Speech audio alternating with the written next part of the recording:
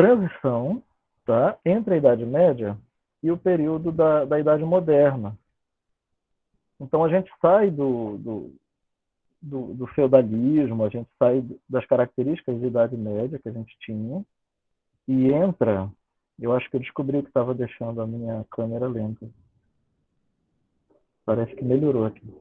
E a gente entra Melhorou sim. num período moderno que tem características completamente novas, tanto no mercado, sociedade, nas artes e tudo. E tal 2, ele é assim, a gente vai estudar o mundo do Renascimento, tá? Então, professor, e tudo aquilo da gente estudar Egito, da gente estudar Ásia, da gente estudar o mundo fora da Europa, Mesopotâmia. Bom, aquilo serve para a gente entender o mundo antigo, serve para a gente entender o que influencia a, a cultura clássica, a cultura do classicismo, tá? Eu queria saber se o Gabriel Magno conseguiu voltar para a aula. Você está aí, Gabriel? Porque eu recebi uma notificação que você ia cair. Eu mudei uma configuração, eu recebi a notificação que o Gabriel ia cair na hora que eu mudasse a configuração, que era a configuração para melhorar a velocidade aqui. Será que o Gabriel não voltou? Eu tenho aqui o registro de que ele estava presente.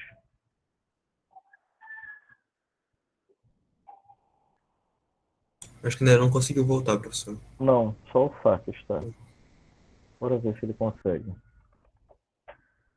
É, eu fui fazer a pergunta do Gabriel e perdi o fio da meada de onde eu estava falando.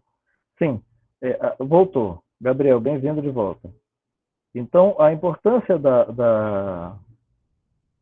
de estudar o mundo antigo é entender o que influencia o classicismo, tá? Porque o classicismo, a cultura do classicismo, se a gente construir uma linha de tempo para chegar até nós, o nosso mundo americano, etc., é o que vai determinar, numa linha do tempo, num estudo linear da história, das artes, da arquitetura, da cultura, é o que vai determinar como a cultura, como as artes chegarão até nós. É...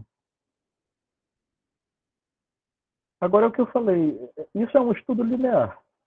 Tá? Isso é um estudo linear baseado na chamada cultura europeia, cultura ocidental. A gente tem aí um déficit muito grande em relação ao estudo. Está caindo uma baita chuva aqui em Belém agora. A gente tem aí um déficit muito grande em relação ao estudo da história da arte nas outras culturas. Tá? E eu não estou falando que esse déficit ele é um déficit do nosso curso, ele é um déficit da Unfap, do brasileiro, não é só isso. Ô, Galvão, estou indo para aí compartilhar isso com vocês. Eita, bora compartilhar. Aqui em Belém acho que a gente passou umas 3 semanas assim, muito calor. Estava fazendo 38 graus aqui semana passada, pouquíssima chuva. Agora, de uns 3 dias para cá, voltou a chover muito. Assim, graças a Deus. É... Então, assim, entender a cultura europeia, entender as artes europeias, o classicismo, para entender como as artes europeias chegaram até aqui e ver a nossa cultura de forma linear, a história das nossas artes de forma linear, isso é importante, tá? Mas isso é importante a gente ter essa consciência desde o início, a gente saber que isso não resolve, isso não define, isso não determina, tá? Como a nossa matriz é formada. A nossa matriz artística, cultural, ela não é formada, ela não se dá pela origem europeia que ela tem, tá bom? Então, a nossa matriz, a nossa matriz cultural, a nossa matriz artística, ela se dá por uma mistura, um amálgama, tá? Um cimento, um, uma argila, que é uma mistura entre a cultura europeia, que predomina, porque é a cultura do colonizador aqui na América, tá?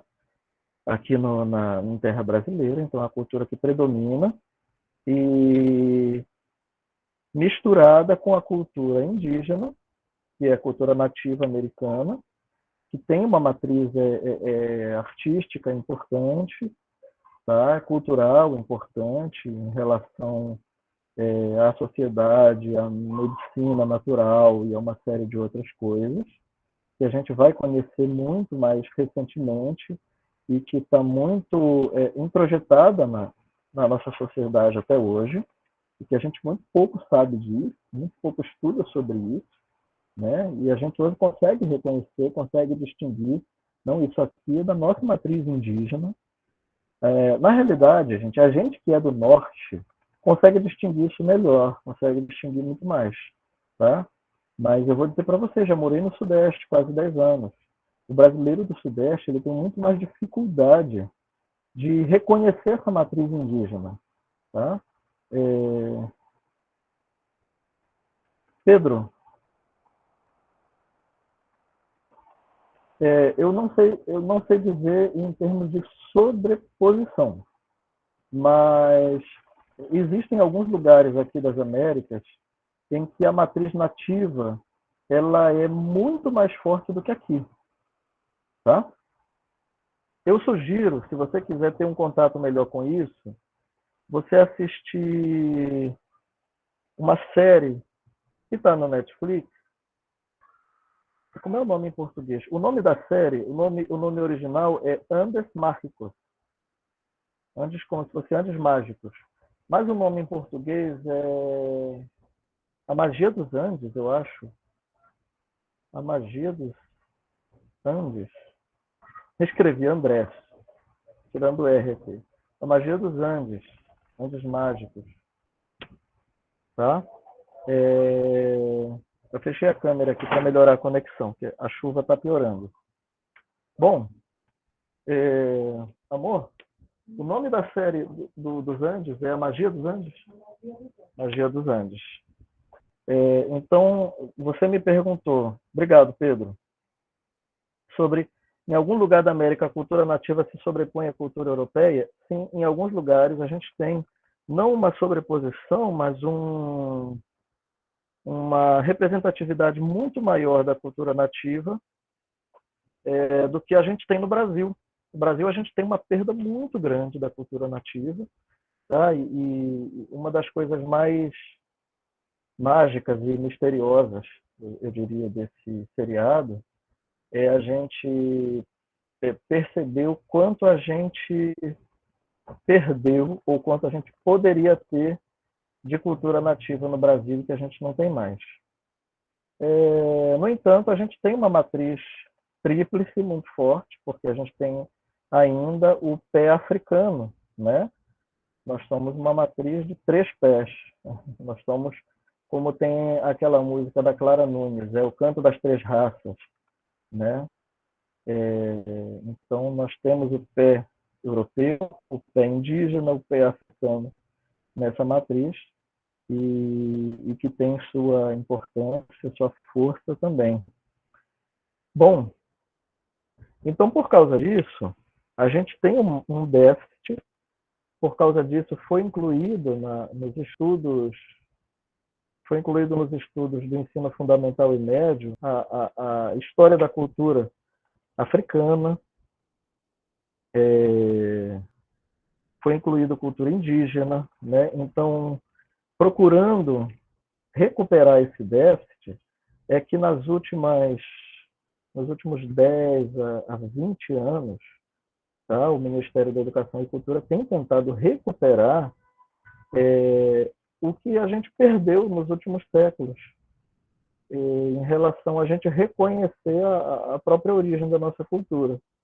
Então, se por um lado a gente perdeu muita coisa, a gente pode pelo menos recuperar a memória disso, né, e procurar reconhecer na nossa formação social de hoje essa matriz, essa origem e quais são os vestígios, os sinais que a gente tem dessa origem. E a matriz brasileira é uma matriz muito uniforme. A gente não diz assim, eu vou fazer isso aqui porque é da cultura africana, eu vou fazer isso porque é da cultura indígena. A gente faz tudo misturado, né? A gente faz tudo, eu vou fazer isso aqui porque é europeu. Não, é tudo brasileiro.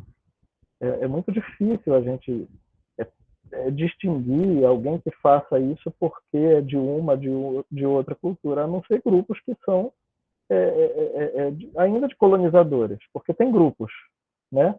Grupos quilombolas, então eles têm práticas africanas, grupos de colônias de países europeus que existem em algumas regiões do Brasil, eles têm práticas europeias. Os grupos indígenas, que são indígenas originários, eles têm práticas indígenas. Fora isso, é tudo brasileiro, é tudo misturado, tá? E se, por favor, eu estiver falando alguma coisa equivocada, vocês me ajudem, vocês me corrigem a qualquer momento, tá bom? Mas vamos voltar aqui. Por isso a gente estuda uma história da arte, uma história da arquitetura, que tem um ponto de vista linear, tá? Que começa no classicismo e chega no século XX, no movimento moderno, tá? E que vocês vão perceber que é como se essa história da arte e da arquitetura desconsiderasse o que está acontecendo em outras partes do mundo, tá? Ela desconsidera porque o que se dá em outras partes do mundo são outros fenômenos artísticos, tá? São outros pontos de vista, são outras linhas do tempo que não são estudadas. Não, eu não estou apresentando minha tela, Marlon. Eu estou falando ainda sobre o assunto. É uma introdução geral, tá? Estou fazendo um comentário sobre a arte, sobre a arquitetura e como é que vai se dar a leitura da história da arte e da arquitetura que a gente vai estudar. Está caindo a energia para vocês? É quase todo dia isso, não é, Clara? Pois é, eu tenho ouvido falar. Eu estou receoso sobre o que eu vou encontrar funcionando na minha casa. Está faltando luz, amor, quase todo dia lá para marcar para a tarde. Aí cai a internet, cai luz, cai tudo.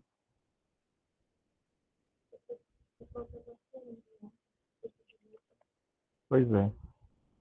Bom, eu transmiti a tela.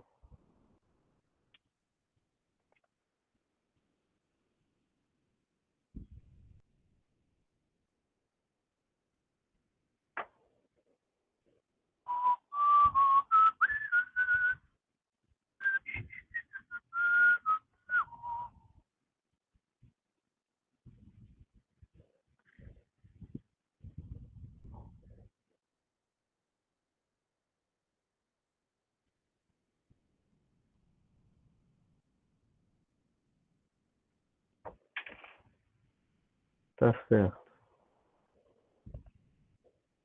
Bom, a maioria das minhas aulas, como essa aula sobre humanismo, tá? Elas são preparadas para durar 3 horas, mais ou menos. Então, a gente tem algumas aulas, como essa aula de hoje, que eu vou iniciar. Eu vou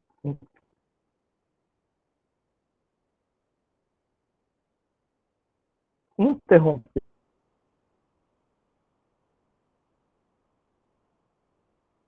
quando deu tempo da aula, tá? Por isso que eu comecei a um assunto novo, a gente vai precisar, como agora, eu estou iniciando um conteúdo, eu vou começar a falar sobre esse conteúdo e a gente vai interromper daqui a pouco, porque a aula é até 1h30, desculpa, até 3 horas, tá? E, e a gente retoma esse assunto na segunda-feira, tá bom? Ok, professor. Por isso, também é importante... Perdão? Vocês esperam? Que tudo bem? Uhum. Ele concordou. Aham. Por isso também é importante que vocês entrem no horário, tá? Eu estou começando a considerar que a gente utilize uma outra forma de frequência. Eu me lembro que vocês sugeriram o Google Classroom para fazer frequência, alguma coisa assim. Então eu estou dando uma olhada para ver se vou utilizar, tá? Porque agora eu estou com aula segunda, terça, quarta e quinta. Então eu vou ter aula quase todos os dias da semana esse semestre. Hoje é quinta, 21. Aí fazer chamada todos os dias de sei lá quantos alunos, eu estou com mais de 90 alunos esse semestre. Então eu preciso encontrar formas alternativas de ter menos tempo na aula, marcando frequência. Hoje não. Hoje eu vou fazer a frequência como sempre, tá? Para hoje, as aulas de segunda e quinta, para essa disciplina, agora vão contar sempre 2 faltas, não 4, tá? Ana Beatriz está aí, né? Ana Marcela. Ana Beatriz está aqui. Sim, Ana Marcela. Ana Roberta. Presente. Ângela. Presente. Brene. Presente. Bruno. Ok, Bruno. Aqui. Camila. Karina. Presente. Certo. Carlos Daniel. Presente. Cíntia. Presente. Clara Vitória. Presente. Daniele. Presente. Elaine. Presente. Gabriel Carneiro.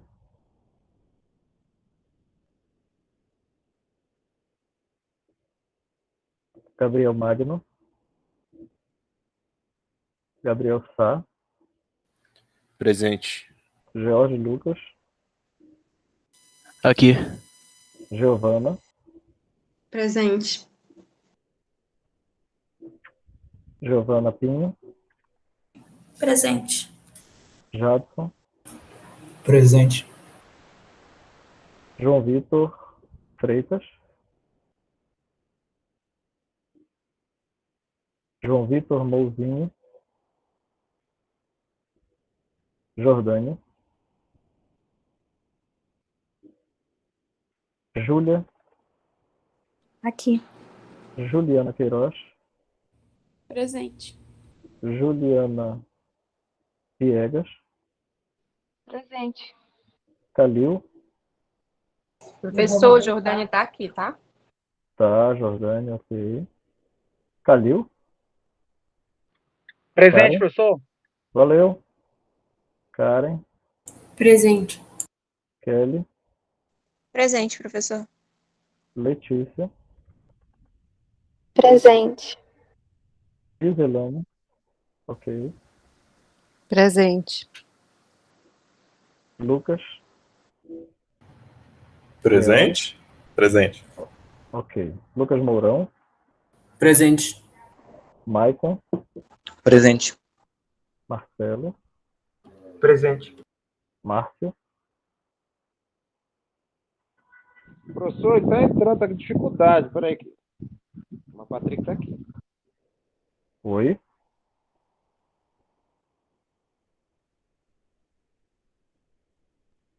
Formes. Professor, é o Márcio. Ele tá. Eu não sei se recebeu o e-mail e tá perguntando o link para mim. Mas ele tá entrando. Ok.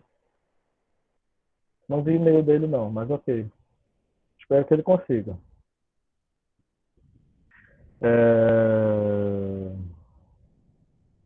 Marlon. Presente, professor. Mayra. Patrick. Pedro Lucas. O Patrick que já respondeu, professor. Pedro aqui, Verdade. professor. Samílio. Presente, professor. Vitor Eduardo.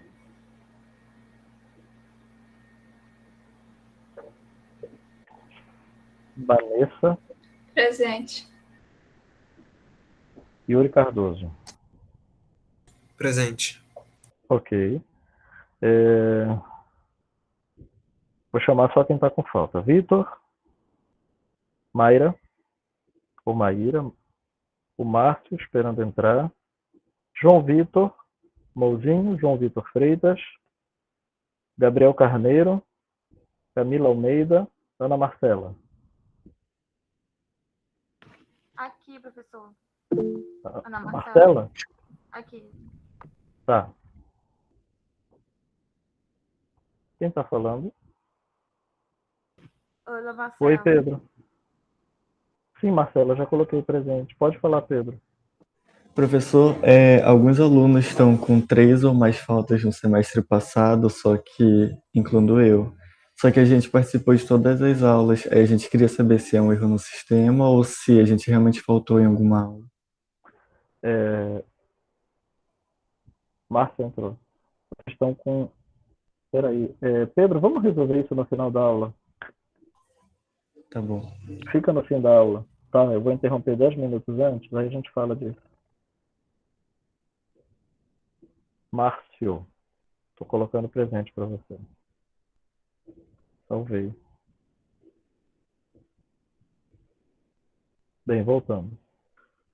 É um período de crescimento populacional na Europa, tá? É um período de desenvolvimento da tecnologia agrícola, produção no campo. É um período em que o sistema feudal se dissolve. Vocês se lembram que os feudos eles estão muito ligados ao sistema de senhorio, de escravos, né? De servidão, na realidade, já não se chamava escravidão, mas era um sistema parecido com o sistema da escravidão. É um período de ressurgimento do comércio das cidades, então é um período em que há um novo êxodo urbano, uma nova transferência da população do campo para as cidades, então as cidades começam a crescer novo. São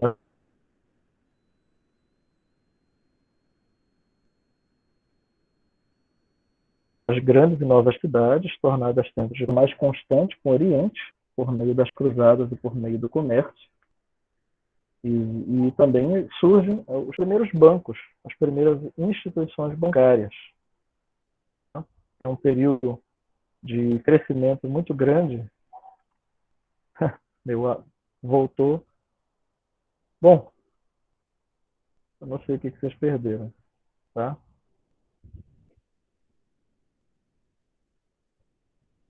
Esse é um período em que a população cresce muito, tá? Ao mesmo tempo em que aumenta muito a tecnologia agrícola e a produção no campo, crescem também os burbos, que são as cidades, né?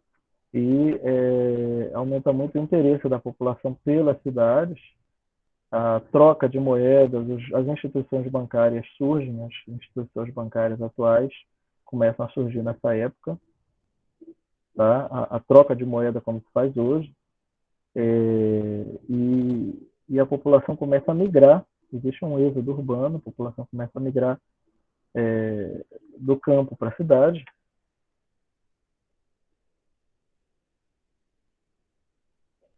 E o contato, existe um aumento também da circulação entre a Europa e o continente africano, o continente asiático, por meio da navegação. Então, o contato com o Oriente, principalmente, aumenta.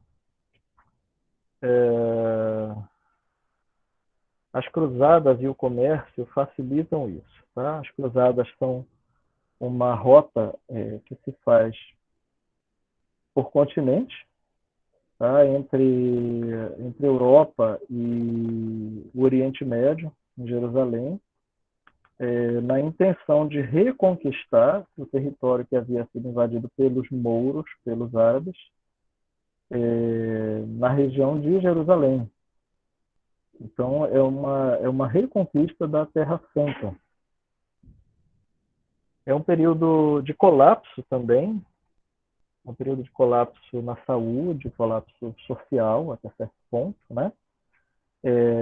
Já que é um período de mudança, de transição, então sempre inclui colapso em algumas áreas. Então, é um período de epidemias. A peste negra, por exemplo, ela tem um crescimento muito grande nessa época, a peste bubônica. É o período da Guerra dos 100 Anos, é o período também que eclodem muitas revoltas populares em toda a Europa. E com a crise nesse sistema, se intensificam o comércio e o investimento de capital mercantil. Tá? Só um instantinho.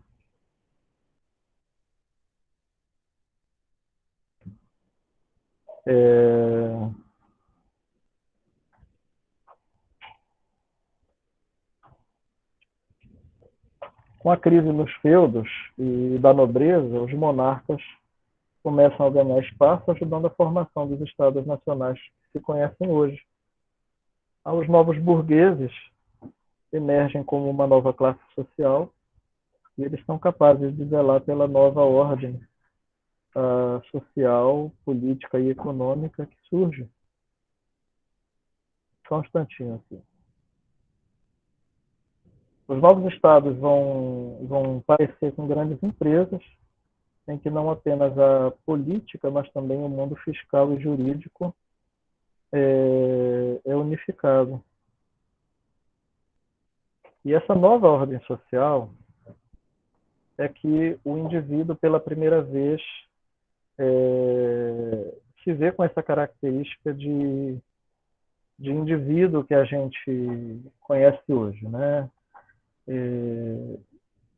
De poder tomar certas atitudes sem ter que contar com um aval do Estado, com autorização de rei e etc.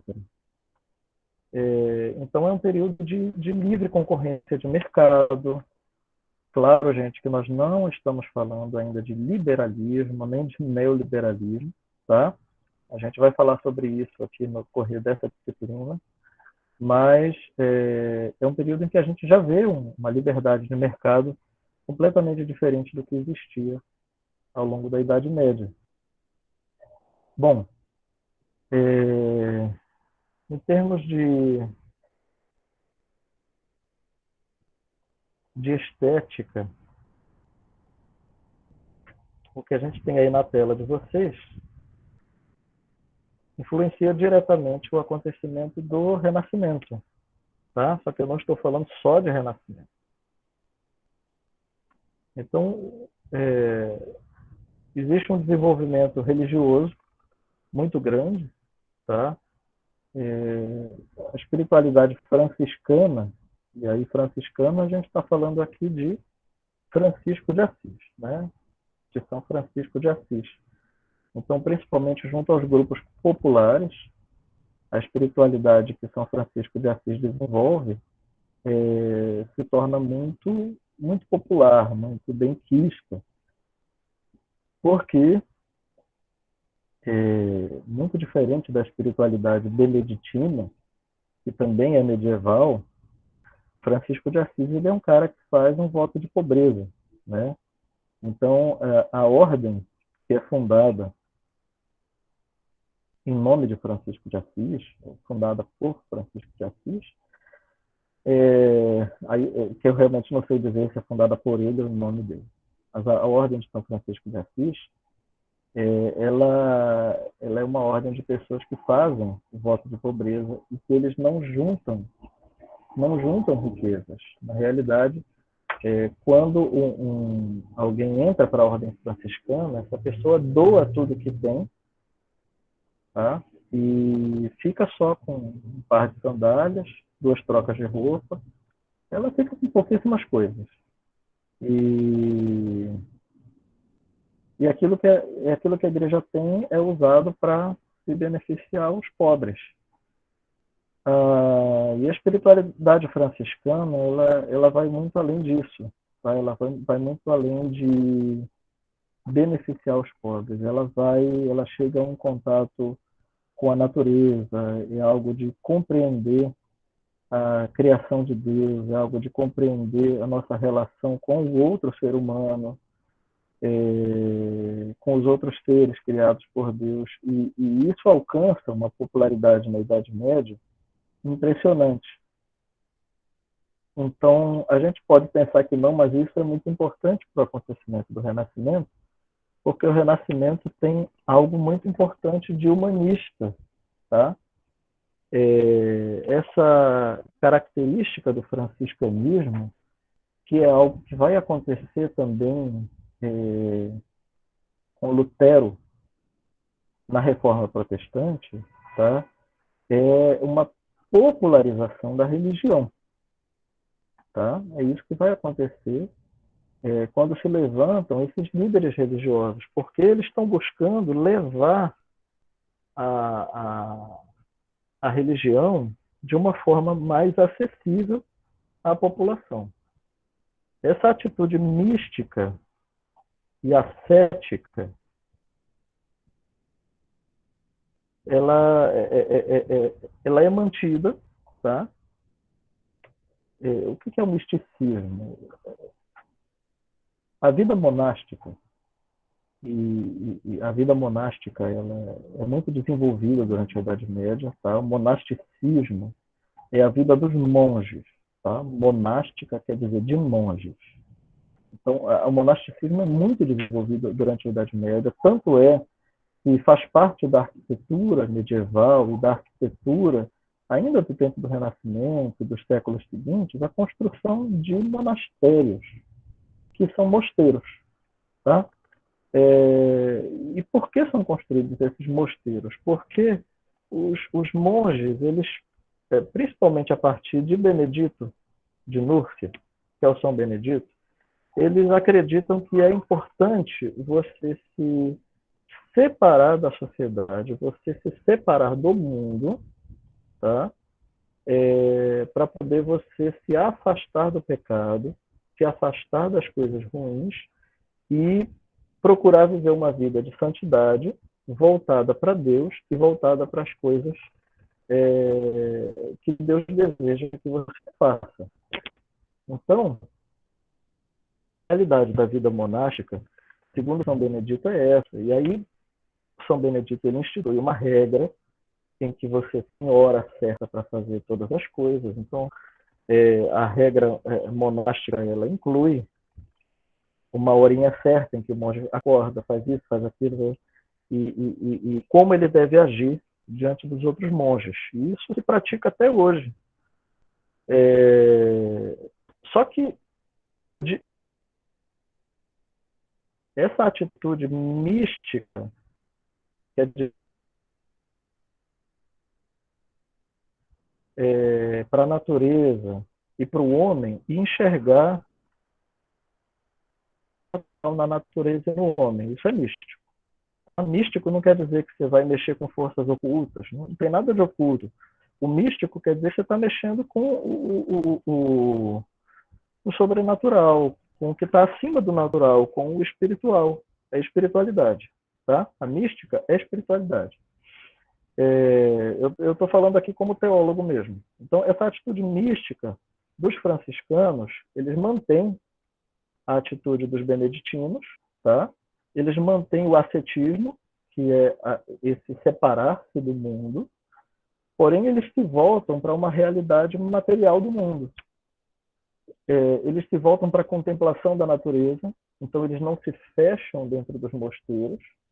Então é uma realidade bem diferente. Os franciscanos eles têm mais contato com as pessoas de fora do mosteiro, eles têm mais contato com a natureza, com o otimismo da vida, com a beleza dos elementos da natureza. Tá? Então, eles procuram se separar do mundo, mas eles não se isolam no mundo deles. Nos meios cultos, nos meios da filosofia, começa a se difundir a partir da escola de Pádua, na Itália, um neo-aristotelismo. Então, é uma escola de filosofia que começa a estudar Aristóteles. E Aristóteles, Sócrates, Platão estavam guardados há muito tempo sem serem estudados. Por que eu estou comentando isso? Porque a filosofia clássica ela estava guardada numa gaveta há muito tempo, há séculos. Uma das características dessa época é esse desengavetamento, essa redescoberta, tá? Da filosofia clássica, essa redescoberta do homem, essa redescoberta de que é importante o homem olhar para o homem, de que é importante contemplar a cidade, de que é importante contemplar a sociedade, olhar para os problemas, questionar os problemas. Isso tudo vai, aos poucos, se tornando um fermento que a gente chama de humanismo. Tá? Esse humanismo é um interesse crescente pelo homem, pela sociedade humana. Tá? E o neo-aristotelismo é importante porque, a partir do interesse pela filosofia grega, pela filosofia aristotélica, começa a surgir também um interesse pelo mundo grego, pelo mundo greco-romano, pelo mundo do classicismo. Aqui no... Onde é que está o item? Período de reformas e crises... eu não cheguei nessa parte ainda. Mas eu estou falando aqui, assim, aumento da curiosidade pela arte e pela cultura do clássico. Tá? É disso que eu estou falando. A arte é a cultura do clássico. Então, surge um grupo de neo-aristotélicos na escola de Pádua. Existe um aumento da curiosidade e da arte pela cultura, do classicismo, a partir do surgimento do humanismo. Tá?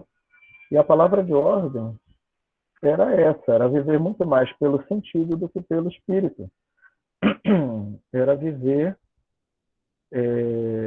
pelo que você sente, pelo que você experimenta. Então, o que você está vendo? O que você está vendo? Qual é a necessidade? Qual é a beleza que você está enxergando? Então, você precisa viver a partir disso. Qual é a necessidade que você está vendo? Você precisa viver a partir disso. Você não vai viver por uma filosofia, você não vai viver por um pensamento que você botou na sua cabeça e você vai seguir essa filosofia a sua vida inteira a despeito de tudo que está acontecendo à sua volta. Entendeu?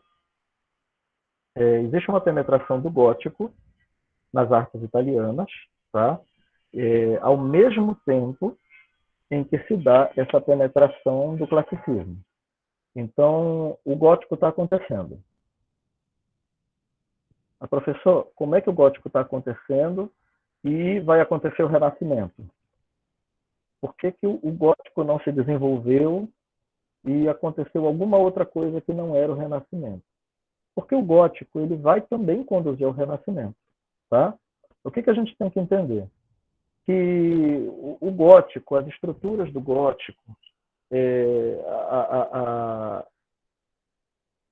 o que os europeus aprendem com a construção dos edifícios góticos é extremamente importante para que eles cheguem à construção dos edifícios do Renascimento. Esteticamente, a gente está falando de um outro padrão construtivo. Tá? A gente está falando de um outro padrão estético, visual. A gente sabe que o gótico ele tem influência dos godos, que são os povos nórdicos, tá? Que são os povos da região da atual Alemanha. E a gente sabe que o Renascimento ele sofre influência clássica, influência do sul da Europa, da região mediterrânea. E que é Grécia e Itália, né? Então, o que se dá no período do humanismo é uma síntese, tá, entre a capacidade construtiva do gótico e uma nova possibilidade estética que é trazida pelo classicismo. Tá? A grande novidade do Renascimento, que o humanismo está trazendo consigo, tá, é o desenvolvimento de um novo classicismo. E é que esse interesse pelo classicismo ele vai durar séculos, séculos mesmo. Tá? A gente tem aqui a Divina Comédia do Dante, ela é um prenúncio disso. O Dante escreve a Divina Comédia, publica a Divina Comédia aí pelo século XII, e ele conta a história de um personagem que não é um personagem épico, tá? Ele não é um personagem... ele não é um deus, ele não é um personagem do passado, ele é um homem comum, ele não é um personagem religioso. Então, a Divina Comédia é um grande poema do Dante, separado em atos, em grandes livros. E esse personagem faz uma viagem, tá? É uma história que é contada. E essa viagem que ele faz, ele passa por cenários que não são comuns em poemas daquela época, tá? Então,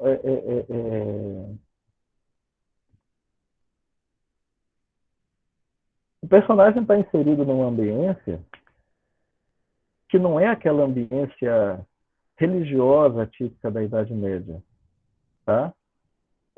O personagem ele não está ali clamando por Deus e Deus responde, tá? O que se esperava na Idade Média era alguma coisa mais desse tipo, e não é isso. O Dante, ele tem...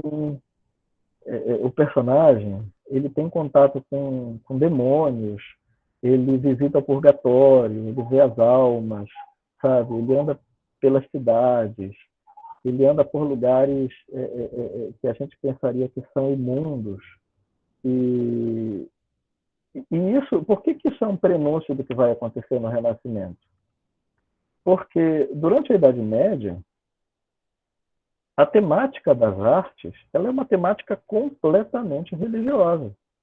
A gente viu isso nos trabalhos de vocês, nas apresentações de seminários de vocês, no final de tal 1.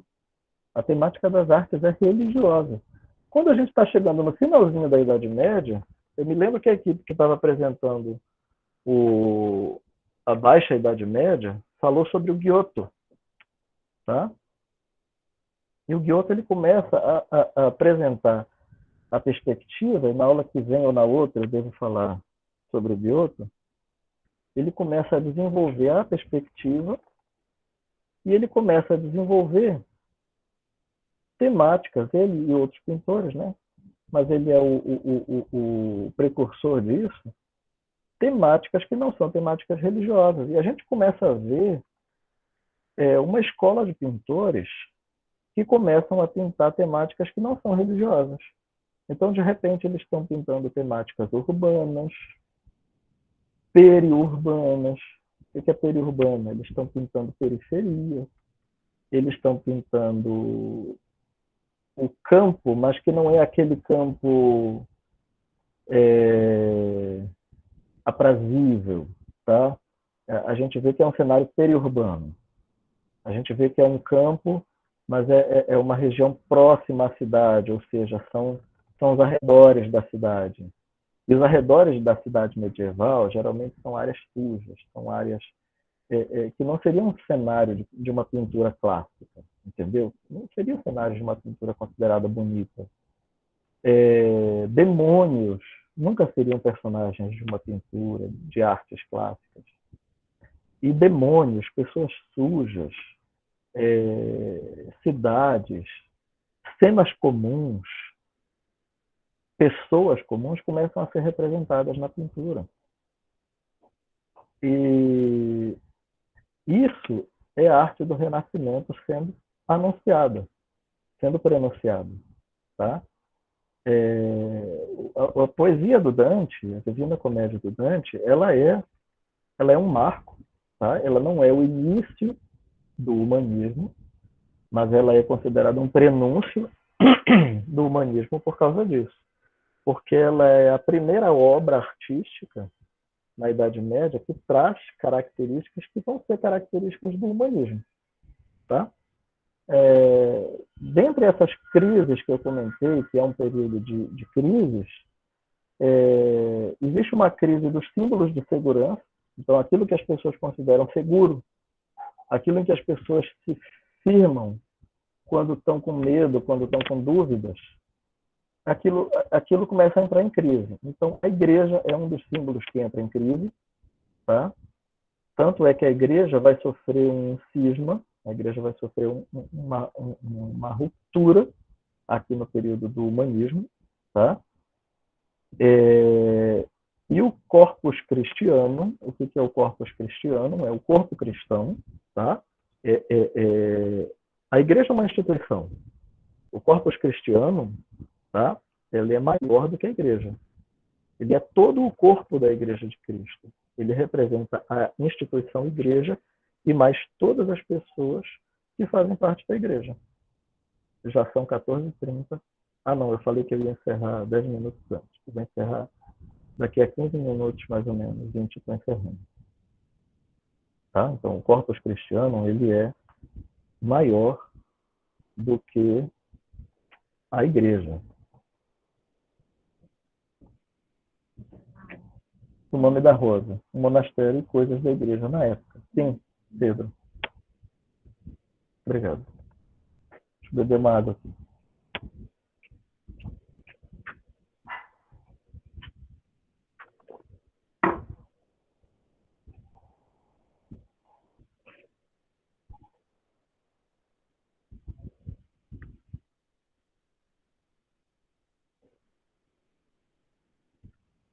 Bom,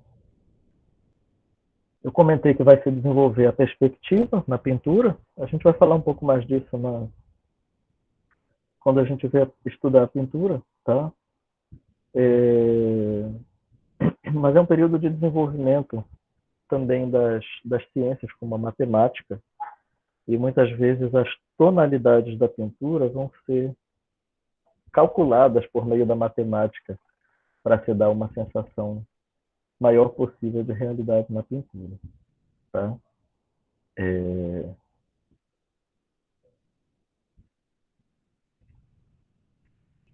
Eu tenho mais uma anotação importante aqui sobre o poema do Dante. Tá? O Dante é escrito em toscano e não em latim. O que isso tem a ver com o humanismo? Durante toda a Idade Média, escreve-se, os documentos de toda a Idade Média são escritos em latim. Por quê? Porque o latim havia sido a língua oficial do Império Romano e, como ele tinha sido a língua do Império Romano, mesmo depois, todos os documentos ligados à igreja e à filosofia e às artes são escritos em latim. Uma prática comum. Então, a maioria dos poemas e poemas religiosos, eram escritos em latim. Tá? Só que Dante escreve a Divina Comédia em toscano, que é uma língua latina, tá? Um dialeto latino, trazendo uma tendência que vai começar a ser comum com o humanismo, com o Renascimento, que é o uso das línguas maternas. Tá? O uso das línguas maternas é importante porque vai se valorizar cada vez mais a característica de cada povo, de cada população. Então, por mais que a Europa tivesse se separado em feudos durante a Idade Média e houvesse reinos, enfim, de repente esses feudos eles se dissolvem, tá? Algumas cidades começam a crescer e os grupos de cidades começam a se perceber como um estado. Então, aquelas cidades que falam a mesma língua começam a perceber, nós somos um estado, nós somos um país, não é ainda característica do país, república que a gente tem hoje, tá?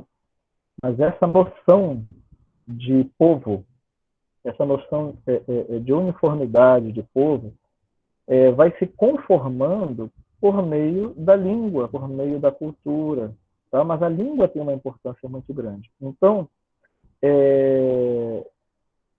a identificação de uma língua materna, de uma língua principal, por mais que haja dialetos, tá?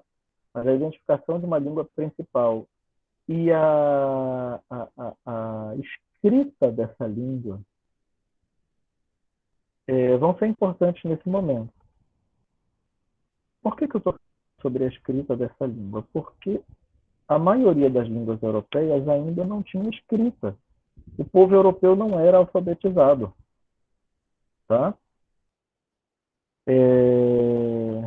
Quem tinha acesso às letras nessa época? Quem ia para as universidades medievais, que eram basicamente os monastérios, tá? Que aconteciam dentro dos monastérios, dos mosteiros. Então, as universidades medievais elas estavam diretamente ligadas à religião, à igreja, às ordens religiosas, tá?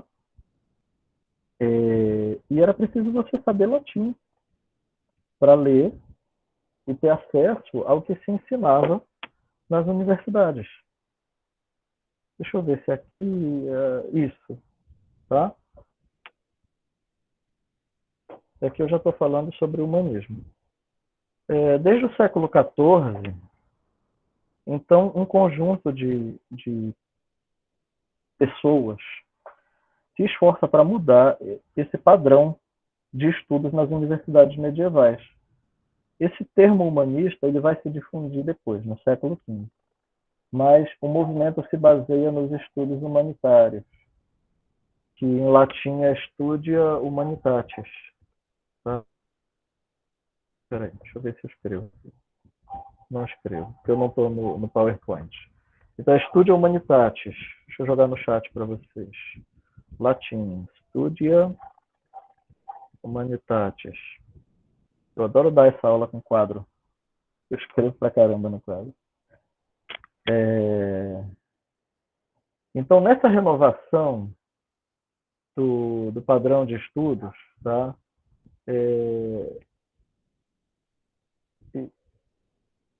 Porque o meu script aqui ele não está igualzinho o quadro de vocês. Vocês já viram que eu estou falando? Às vezes eu vou, volto.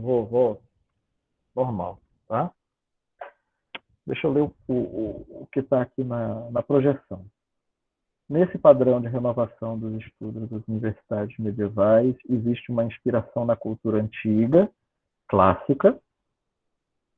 É feita crítica da cultura tradicional, medieval, tá? Eles sofrem perseguição e sofrerão durante todo o período do Renascimento. É um período de muita diversidade e é um período de renovação na religião e estabilização política. Tá? Essa estabilização ela vai se dar ao longo dos 3 séculos, que vai durar o humanismo, mais ou menos. Tá? Não é que o humanismo vai ter um fim. Ele vai se convertendo em outras formas de pensar. O humanismo, ele na realidade não tem um final. O humanismo começa no século 13, 12 para e ele vai até... Não tem isso, tá? Mas, professor, o humanismo, ele é uma coisa e o renascimento é outra, o humanismo ele acontece antes do renascimento. Eu ainda não entendi muito bem isso aí. Não sei se tem alguém pensando isso aí, tá? Então, antes de eu prosseguir, deixa eu explicar uma coisa. Eu gosto sempre de falar de uma palavra alemã chamada Zeitgeist, tá? Que é... Olha o quadro aqui, fazendo falta. Zeit, que é a união de duas palavras alemãs, que são Zeit e Geist. Zeit é tempo e Geist é espírito ou fantasma, tá? Zeitgeist é espírito do tempo. Quando a gente tenta compreender um período, quando a gente está estudando um período da história, da arte, da humanidade, da sociedade e tal, uma das coisas fundamentais para entender as pessoas, as artes, é a gente entender o Zeitgeist. É a gente procurar entender o espírito do tempo que está por trás disso tudo, tá? E eu gosto de ensinar a história da arquitetura, a história da arte, falando do Zeitgeist. Então, o humanismo, ele é o espírito do tempo, ele é o Zeitgeist do Renascimento. Por isso que é importante a gente falar sobre o humanismo antes de falar de Renascimento. Tá? Então, não adianta eu começar, tal 2, dizendo o Renascimento foi um tempo de renovação nas artes europeias. Não, eu tenho que começar tal 2 falando sobre o humanismo. Tá? O que aconteceu na Europa nesse período, o que era o humanismo, o que estava se dando no meio da filosofia, do pensamento, nos países europeus, o que acontecia ali, porque é isso que vai levar a acontecer o Renascimento. Sem isso tudo, o Renascimento não tinha acontecido. Tá? Porque isso tudo leva as pessoas a pensarem de um jeito tal que a arte vai acontecer daquele jeito. Vocês já pensaram que para acontecer uma revolução, para acontecer um movimento artístico específico, como o movimento moderno, para acontecer eu acho que eu dei 2 bons exemplos. Uma revolução, um movimento artístico como um movimento moderno. A gente precisa que uma série de acontecimentos sejam exatos. Se aquilo não tivesse acontecido naquele lugar, naquele tempo, daquele jeito, com aquelas pessoas, simplesmente aquela revolução não teria acontecido, aquele movimento artístico não teria acontecido, teria acontecido alguma outra coisa, entendeu? Mas daquele jeito que foi, não tinha sido daquele jeito, tá? É igual quando você pensa assim, mas e se não tivessem sido os portugueses que chegaram no Brasil? Se quem chegou ao Brasil tivessem sido os espanhóis, ou os holandeses, ou os franceses, simplesmente o Brasil era outra coisa. A gente não estava aqui falando português, talvez a gente não estivesse em aula online hoje, tá? Porque a condução da pandemia teria sido diferente, porque, sei lá, talvez nós não fosse um país só, talvez nós fôssemos uns 15 países nesse pedaço aqui da América, sabe? Talvez a gente nem se conhecesse. Tá? Então, assim, se não acontecesse aquele encadeamento de coisinhas, aquele fermento, aquilo não teria acontecido. Aquele momento histórico exato não teria acontecido. Então, o Renascimento, ele é o espírito do tempo. Tá? Ele é fruto Por que quando vocês fizeram os seminários no semestre passado, eu pedi que vocês apresentassem sempre que possível, nos seminários, as características geográficas do local. Eu pedi que vocês apresentassem sempre que possível as características daquela sociedade, etc. Vocês ainda não tinham como apresentar o exemplo. Vocês não tinham como estudar o Zeitgeist, né, das sociedades egípcias de antigamente. Isso aí a gente não tem como. A gente tem como recorrer a isso a partir do classicismo, porque a gente tem muito da filosofia grega guardada, e dos romanos também. Tá? Mas eu não trouxe esse recurso para vocês em tal 1 ainda. A partir do tal 2 a gente traz isso e trabalha. Tá? E a gente vai trabalhando até tal 4. É muito legal fazer isso. Estudar o espírito do tempo antes de estudar as artes. Então, essa planilha que eu faço aqui entre escolástica e humanismo, tá? Essas duas listas, elas são o quê? A escolástica é o pensamento, então tem a ver com Zeitgeist, tá? É a filosofia do período medieval. Então, se alguém perguntar para você, gente, qual é o nome da filosofia do período medieval? Você pode responder escolástica. Você não vai errar. Tá? Se alguém perguntar qual é a filosofia que levou à construção das catedrais góticas daquele tamanho? Tá? Por que as catedrais góticas eram tão altas, que faziam uma pessoa se sentir tão oprimida lá dentro, pequenina, como se Deus fosse tão grande e tudo mais? Escolástica, porque a escolástica tinha essa intenção. Tá? O homem é tão pequeno e Deus é tão grande. Deus é inalcançável. Tá? Você tem que viver uma vida de piedade. Você tem que buscar a mansidão. Você tem que buscar uma rotina na sua vida. Você tem que buscar uma vida de tranquilidade, de disciplina e submissão a Deus. Então, a escolástica trabalha isso. Tá? A filosofia da escolástica, ela está ligada exatamente com isso. E o humanismo, ele vem derrubar essas características de pensamento da escolástica. Então, em relação ao dualismo, isso de bem versus o mal, o certo versus o errado, o grande versus o pequeno, tá? O humanismo vem trazer a ideia de uma novidade. Então, o humanismo no que é bom, errado, é bom, tá? Não está para você ver, tá? Então, em vez de mansidão, vamos pensar em ousadia. Vamos pensar em fazer coisas diferentes. Vamos pensar em fazer o que ninguém fez até hoje. Em vez de pensar em piedade, em você ser o tempo todo submisso a outras pessoas, submisso a Deus, vejam que não é uma posição de insubmissão. Tá? Não é isso. E também não é uma ideia de ausência de Deus, de forma alguma. Mas é buscar Deus expresso no homem. E é buscar uma expansão do ser humano. É buscar olhar para o outro ser humano. Enxergar melhor o outro ser humano. Isso é humanismo. Tá? E em vez de você ser submisso a tudo o tempo todo, é você procurar ultrapassar os seus próprios limites. Procurar ultrapassar os limites dos que vieram antes de você. Ir além disso tudo. Tá?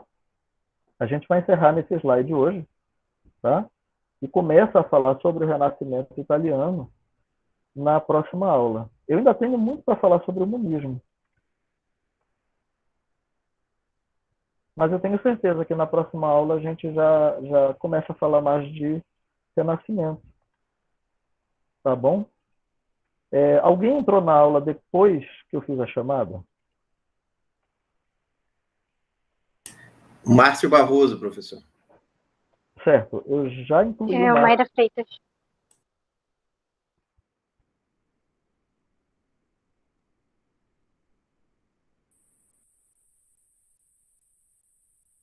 De novo aqui. Está chovendo muito forte outra vez.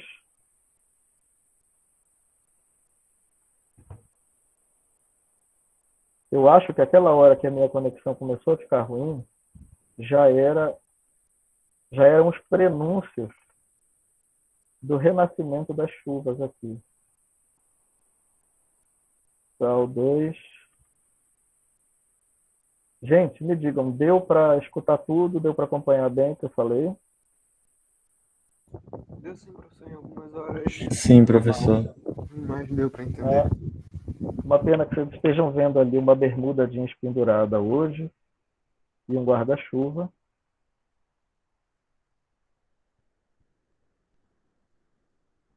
Marlon, bora lá. Deixa eu só botar a presença aqui do pessoal e eu vou te responder. Frequência.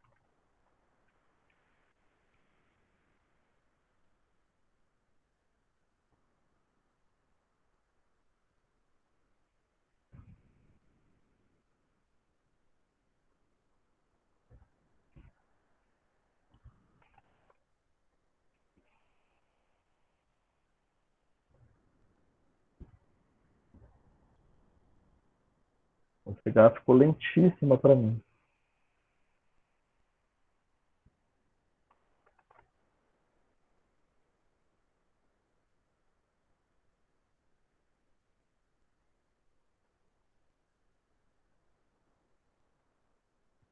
Márcio, eu já te conheço, Márcio.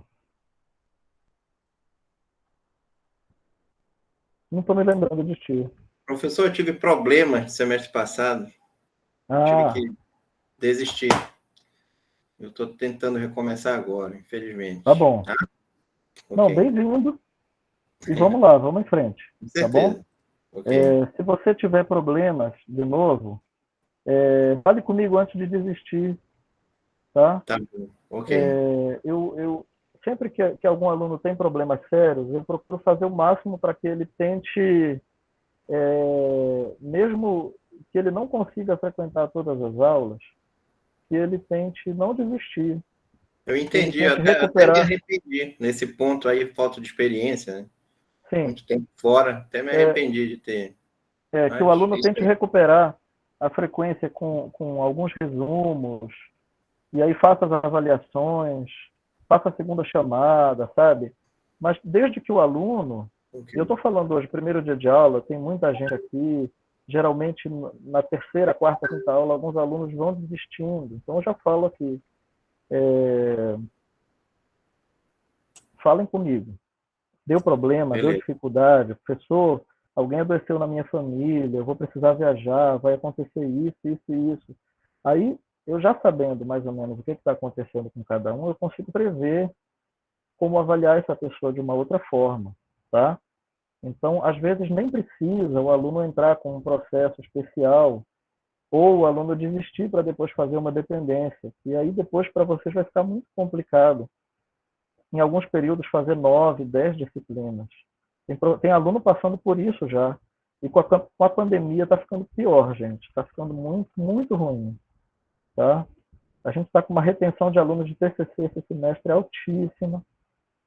E a coordenação está para pirar com isso. Nem falo para vocês. Pedro, você pode fazer de novo a pergunta? Você queria? Dá para me ouvir? Dá. Tá. No semestre passado, né, alguns alunos estão com 3 ou mais faltas na sua disciplina. Só que a gente não faltou em nenhuma aula, aparentemente. Aí a gente queria saber se é um erro do sistema ou se a gente realmente faltou em alguma aula e não está sabendo. Pedro, então, todas as aulas que eu fiz no semestre passado, todas as frequências, eu fiz online, eu fiz com vocês. Então, todas as vezes eu fiz igual, eu fazia chamada, depois eu dizia, vou chamar de novo. Quem não está aí? Tá? Então, nenhuma vez eu fiz frequência sem que vocês estivessem online. Eu me lembro de ter recebido mensagem de uma pessoa só, dizendo, professor, eu vi que eu estou com 4 faltas, mas eu não faltei. Acho que fui eu, professor, que mandei. Clara, isso. Mas como eu não fechei a disciplina ainda, no nosso a gente chama de consolidar diário, tá? Como eu não consolidei o diário de vocês, por quê? Eu não terminei a correção da prova do livro, que está ótima a correção, porque eu tô assim, gente, eu não consigo olhar e dar uma nota. Eu preciso comentar. Quanto menos eu comento, é porque está boa a prova. Mas aí, quanto mais eu vejo que tem pontos a corrigir, que tem pontos que vocês têm que reconsiderar na forma como vocês falaram, tal, aí eu comento. E aí isso vai me tomando tempo, vai me tomando tempo, vai me tomando tempo. E a gente teve férias, e se eu não tirasse as férias, eu ia tirar, então eu precisei tirar férias. Só que a universidade nos deu só 2 dias para fechar os diários no final do semestre. Tá? E vocês sabem como foi meu semestre. Foi 3 cirurgias da minha esposa. Junto com isso, a gente está fazendo outros check-ups. Eu estou fazendo um check-up de saúde, aproveitando que a gente está por aqui, por Belém. A minha filha também descobriu um desvio de coluna essa semana, então a gente ainda vai levá-la ao médico. Um monte de coisa. Então, assim, a gente está bem de saúde, minha esposa está bem, mas realmente foi um semestre muito conturbado, né? Esse de julho até aqui para a gente. Novembro e dezembro, eu acho que vão ser 2 meses bem tranquilos. Eu vou estar em casa, em Macapá, e eu acho que vai ser muito mais estável para mim. E aí eu finalizo a correção de vocês e vou fechar a turma. O que eu peço? Quem está com essa situação da nota, fala assim, Pedro, você pode reunir isso? Mas é assim, gente, da falta, tá? Não é da nota, é da falta. Sinceramente, eu fiz todas as frequências com vocês online. Então, eu acho que não era para ter nenhuma surpresa em relação a isso, tá? Porque as faltas que estão lá são as faltas das chamadas que eu fiz. Não tem nada além disso. Então, eu acho que eu estou tão surpreso quanto vocês. Então, quem está nessa situação, eu peço que vocês se concentrem. Eu passo para o Pedro, eu passo para a Clara, e aí me manda uma listinha. Professor, os seguintes alunos nunca faltaram às suas aulas. E aí me manda, que eu vou conferir, tá bom? Mas o que eu quero que vocês fiquem tranquilos? Gente, falta, que está escrito lá 4 faltas, 8 faltas, isso não mancha histórico, não mancha boletim de vocês, não baixa a nota de vocês, tá? Se vocês forem para uma outra instituição, vai que o pai é militar, aí você foi para o Rio de Janeiro, Rio Grande do Sul, Brasília, aí vai transferido para outra universidade federal. Aí chega lá, quando o seu histórico passar para lá, aí vai transferir para lá a sua nota e a sua frequência. Isso não vai mexer. 4 faltas em relação à quantidade de aulas que a gente teve, tá? É muito pouquinho na frequência. Porque 4 faltas é uma aula. Se tem 3 faltas, é menos de uma aula. Tá? Cada aula que a gente tem são 4 presenças. Então, se tem lá 3 faltas, é porque provavelmente fiz 2 chamadas em uma aula. Você tem 2 faltas, é porque eu fiz 2 chamadas e a pessoa chegou atrasada na aula. Só isso. Tá? Então, assim, não é nenhum bicho de 7 cabeças isso. Pessoal, vamos encerrar. Vocês têm aula agora, né? A gente se encontra... instalações prediais. Maravilha. A gente se encontra segunda-feira. Tá bom? Diz de novo, Pedro, para mim, qual é a disciplina que vocês têm agora? Instalações prediais 2. Instalações. Professor, o senhor estava pensando em criar um grupo para essa disciplina? Porque a gente pode usar aquele mesmo lá, só que alguns alunos saíram. E se o senhor puder mandar o link de novo para entrar. Só caso o senhor eu que tenho o tivesse link. pensando em usar. É só o senhor Vocês que é não o têm o link? administrador. Não. Eu mando, Tá bom. tá bom? Tá ok. Obrigado, gente. Ah, Márcio, respondendo. Sim, Márcio. Eu vou compartilhar no WhatsApp e no CIGA o livro do Nicolau Shevchenko, que eu quero que vocês leiam a introdução. Tá? Ele tem a ver com a aula de hoje, ele tem a ver com a próxima e a outra aula. Tá bom? É material para leitura relacionado com as aulas, ainda não é avaliação, mas ele servirá para as avaliações. Marlon, atividades, avaliações. Eu posso começar a aula que vem falando disso? Porque eu não quero passar para o horário.